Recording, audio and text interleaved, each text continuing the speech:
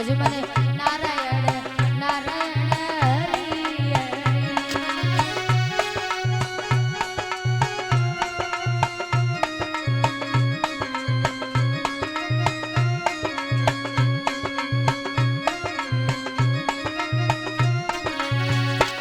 बोला हरि हरि बोला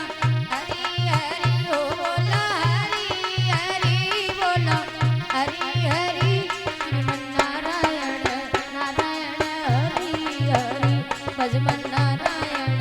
नारायण हरि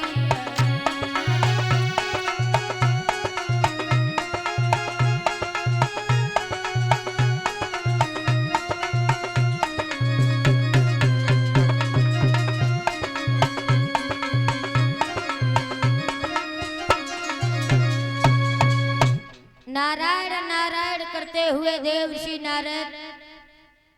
पहुंच गए कैलाश।